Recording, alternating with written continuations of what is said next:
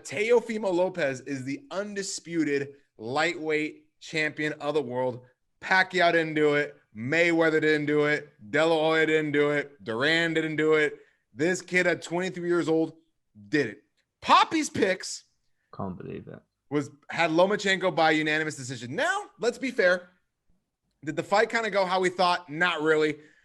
But scoring-wise, it's not that crazy. If Lomachenko could have figured it out earlier, put the gas on a little earlier, but Lopez was so good at the distance and the strength, constantly peppering with jabs, but just to mess up Lomachenko's timing, and it was working. I mean, Lomachenko was downloading data, but after 3 rounds, that's enough downloading data. Okay, you know what your opponent is after 3 rounds, but Lopez stuffed him. I think the first half of the fight was all Teofimo. Second half of the fight, probably Lomachenko. I give him 8, 9, 10, 11. The 7th can go either way, and the 12th was definitely Teofimo. I'm not mad at the scores whatsoever. A very convincing victory for Teofimo. One judge had it 11 rounds to 1. I don't know what that judge was on. Maybe they were watching Brian Ortega, Korean Zombie on their phone. Don't know. Even the promoter, Bob Arum, is saying, yeah, she should never judge a fight again. And that guy really doesn't care about the judges' scorecards, right? Because both of his guys are in-house. Nevertheless, Teofimo Lopez, undisputed lightweight champion, Zach. What's next? I think he just vacates and moves up to 140. He's kind of do it. He already got all the belts. He beat everybody. He moves up to 140. He was struggling to make the weight. He faces the winner of the Scotsman Josh Taylor versus Jose Ramirez. I think that's a made fight because all those guys are with top rank. So you can make that fight very easy. Or Teofimo can move up and fight Catterall, who was the guy who stepped aside to make the super fight happen. He can fight him and knock him out and give him like an interim thing, and then he gets a shot at the unified. Something for him. He's set. As for Vasily Lomachenko, damn. I mean, he just couldn't get on the gas. And this is an interesting stat here. At 122, 126, that's like featherweight and junior featherweight, he got hit 23% of the time. Okay. 23% of the punches landed. Okay.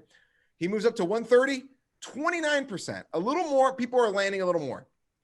In the lightweights, 41% are landing. Teofimo Lopez landed 41% of his shots, and he was getting hit hard by lightweights, and Teofimo Lopez was the most active lightweight out of all of them.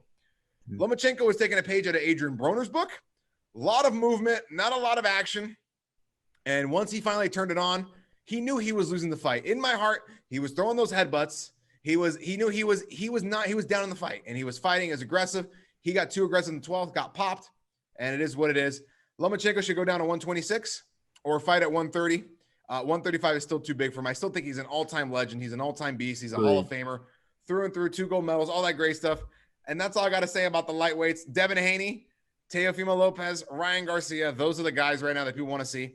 And they all want to fight each other, which is great. Bringing back that old school mentality. We're not going to wait till a guy's 29 years old, Zach, to put him in a title fight. Teofimo Lopez was in a title fight at 23 years old. You love to see it in boxing.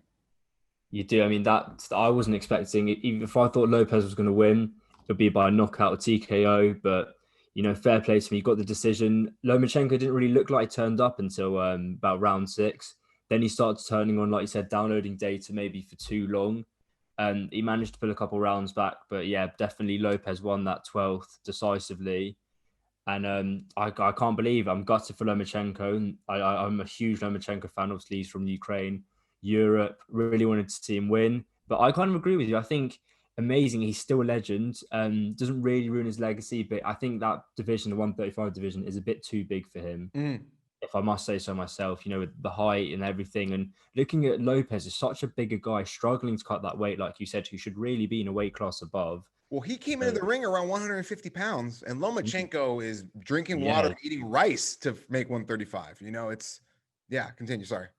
Yeah, no, you're 100% right. So it kind of showed that, and he's getting hit more. And obviously the punches are way more powerful, especially you've got someone like Teofimo Lopez punching you, gunning for you. It's going to be way more powerful, way more stressful, way more draining.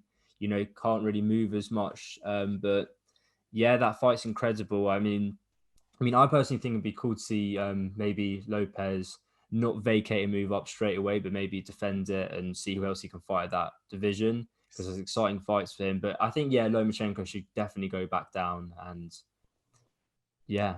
I think I would love to see Lopez, if he can make the weight one more time, defend all those belts like a true champ. Like, it's one thing to win it, and then there's another thing to defend your crown. And I would love to see and I think he's down for that. You know, I think he wants to fight everybody.